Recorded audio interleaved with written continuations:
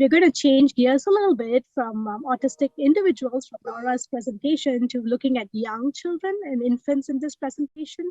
So the title of my talk today is The Predictive Utility of and Degree of Correspondence between Parent and Examiner Reported Concerns for ASD and ADHD in Infancy. This is my LEND disclosure slide. And I would like to note that the contents of this presentation are not endorsed in any way by HRSA or AUCD. So my outline for today, I'll be starting off with the background, followed by the methodology of my study, going on to the results, and then finishing up with a discussion, which will include both clinical implications as well as limitations. I would also like to note that for the purposes of this study, we adopted the terms autism spectrum disorder and ASD risk, as well as ASD symptoms, in line with DSM-5 terminology for eventual diagnostic purposes. So we do know that autism spectrum disorder, ASD for short, and attention deficit hyperactivity disorder, ADHD for short, commonly co-occur, with ADHD being present in up to 40% of children with ASD. Recent literature has also shed light on the possibility of shared developmental pathways of origin between the two conditions, with potential for an overlap of symptoms, especially in early childhood. We also know from extant literature that early parent concerns for ASD at 12 months of age has been associated with an eventual diagnosis of ASD. However, there is limited literature currently on the nature and timing of ADHD symptoms in early childhood and how these compare to that of ASD. Better understanding of early ADHD symptoms may facilitate earlier identification and appropriate management of the condition. Hence, the primary objective of our study was to first determine the predictive utility of parent and examiner reported concerns for ASD and ADHD at 12 and 18 months of age for examiner assessed elevated symptoms of either condition at 24 months. Our secondary objective was to determine the degree of correspondence between parent and examiner reported concerns at 12 and 18 months for either condition. Moving on to the methods. So we used data from the early risk study for this smaller study, and this was a longitudinal cohort study of 3 groups of children who were enrolled at either 12 or 18 months of age and followed up till 36 months of age. The 3 cohorts included, firstly, the ASD risk group, which comprised of infants with an older sibling with ASD, the ADHD risk group, which comprised of infants with either an older sibling or a parent with ADHD, and the low risk group, which comprised of infants with typically developing siblings and no first to third degree relatives with ASD or ADHD. There were various study measures done as part of the larger study at each study visit, but for the purposes of this current study, we used firstly the Parent Concerns Questionnaire, which I'll talk about in the next slide, at 12, 18, and 24 months, and examiner concerns were elicited following developmental testing at 12, 18, and 24 months as well. The number of unique concerns for ASD and ADHD were collated at each time point. So the Parent Concerns Questionnaire comprises of a single question, namely, do you have any current concerns about your child's development or behavior? Based on the response of the parent, the concern was then coded into these potential domains. And in particular, concerns which were in the stereotype behavior as well as the social behavior domain were then combined to create a number of ASD concerns composite score. Concerns in the behavior and temperament domain were reviewed, and relevant concerns for ADHD were then recoded to generate a number of ADHD concern score. Our preliminary outcome measures was based on evaluation at 24 months of age, and children were then classified into one of 3 groups.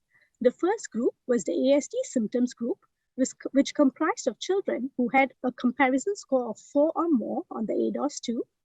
The second group was the ADHD symptoms group, which comprised of children who had elevated scores above the 75th centile in the behavioral rating inventory for children. And thirdly, the low symptoms group, or the comparison group, which comprised of children who did not meet the criteria for either of the 2 groups above.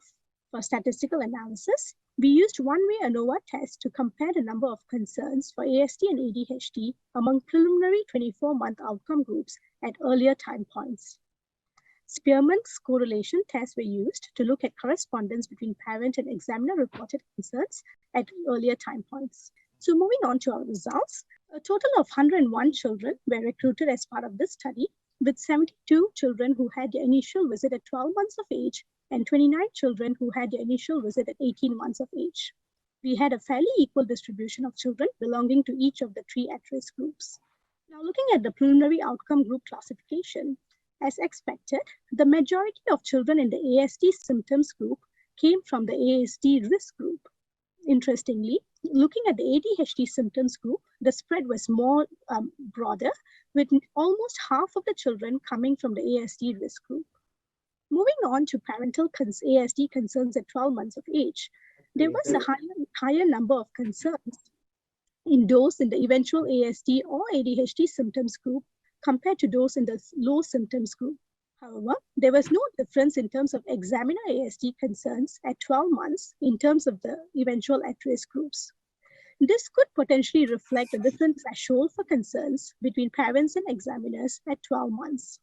As expected, looking at data at the 18-month time point, those in the eventual ASD symptoms group had more parental and examiner-rated ASD concerns than those in the eventual low symptoms group. Moving on to ADHD, we had insufficient data for meaningful comparison across the different outcome groups at 12 months of age in terms of ADHD concerns. By 18 months, however, there was no difference in the mean number of parent-reported ADHD concerns amongst the eventual at-risk group. Interestingly, looking at examiner ADHD concerns at 18 months, those in the eventual ADHD symptoms group had more examiner-reported ADHD concerns than those in the eventual low and ASD symptoms group.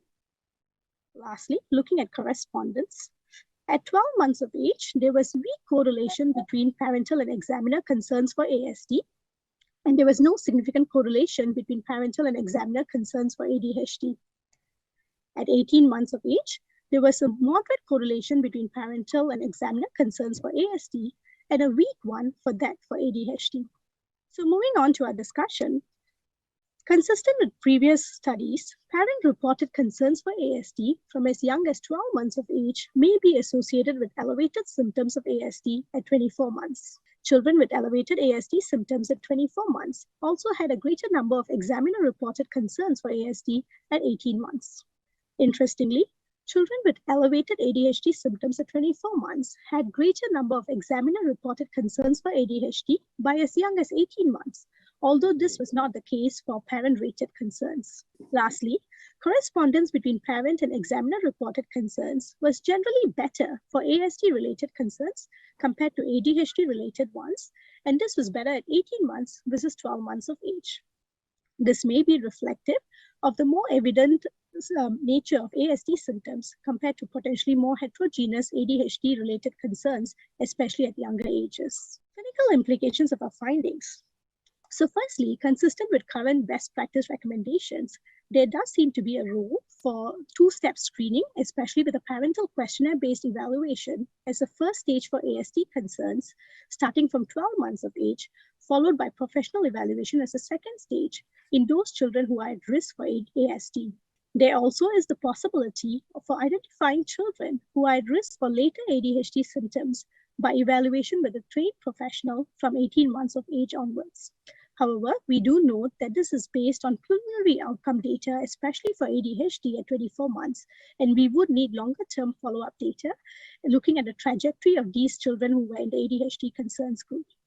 Our study does have several limitations. Firstly, the current study sample and analysis was based on preliminary outcome measures at 24 months of age. The eventual study will include outcome data at 36 months, which will increase the reliability of the data. And we also plan to utilize generalized estimating equations to look for trajectory of change in concerns over time to better delineate the differences across the three groups.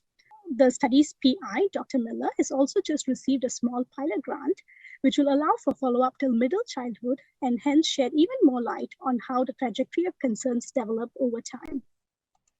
Secondly, we did have a small number of children with either parent or examiner-reported ADHD concerns at 12 months of age, and this limited the analysis in terms of early symptoms of ADHD. Future studies will increase the sample size of children recruited to allow for greater variability in ADHD concerns and help us answer that question better. With that, I would like to thank Dr. Megan Miller for her invaluable support and guidance throughout this project, as well as all the early risk study team members and participants. And lastly, to Dr. Rondi Hagerman, who has been a fantastic mentor for me throughout my ITPND journey so far. Aishworiya, could you start by saying what ITPND stands for? Because I'm not sure everyone would know. Sure. So the ITPND is the International Training Program for Neurodevelopmental Disorders. How did you determine the risk for ADHD and ASD in the infants that you enrolled? And was it just based on family history, siblings, parents, or were there other factors? Yeah, so it was primarily based on family history as well as history of medical diagnosis in siblings. The study team did evaluate medical records of siblings to make sure that they did have ASD, a diagnosis of ASD, for example. And ADHD in the parents was based on either personal history from the parents itself, as well as some kind of proof, for example, a prescription for ADHD-related medications or a note from a doctor to substantiate that either the parent or a sibling had ADHD. So it was based on screening of those documents. I just think it's really valuable for parents from the parent perspective to know the reliability of parent report and concerns. And so I just think that it's just a very valuable thing, especially at those young ages. So thank you. Yeah, absolutely, Laura. And we were surprised that there was actually really fairly good correlation, especially by 18 months of age, between parent and examiner reported concerns for ASD. And that really, substantiates towards getting parents to do an initial questionnaire or having a first evaluation before coming on to the next stage and seeking professional help. Aishworiya, does your data, I've always heard, the ADHD, we can't diagnose till kids are older. Does it feel like from the data you have so far that we could be intervening much earlier with that group of kids? Exactly, right, Obin. I mean, and when I started this whole project, I came in with that lens as well, in terms of waiting till 6 years or 7 years, as traditionally we spoke about. But it does seem like there seems to be a very distinct group of children who seem to have elevated concerns for ADHD, at least based on 24-month outcome data. Now, we don't know how many of these children will subsequently maybe, concerns may fade over time, or whether they would potentially switch to an ASD symptom group instead. So we don't know that yet. But having said that caveat, it does sound like you can identify some of these symptoms quite early on, and right by as young as 18 months of age. So it'll be really interesting to see how this group evolves over time based on 36 months and then, right till 6-7 years of age. The UC Davis Mind Institute was founded in 1998 with a promise to reduce and prevent the disabilities that can be associated with autism and other neurodevelopmental conditions. Every day, our clinicians and researchers make progress on that promise. Our groundbreaking research on autism, Fragile X syndrome, chromosome 22q11.2 deletion syndrome, ADHD, and other conditions associated with disability are helping affected individuals achieve their fullest potential. Please visit our website or our social media platforms to find out more about current studies, upcoming events, and how you can help make a difference.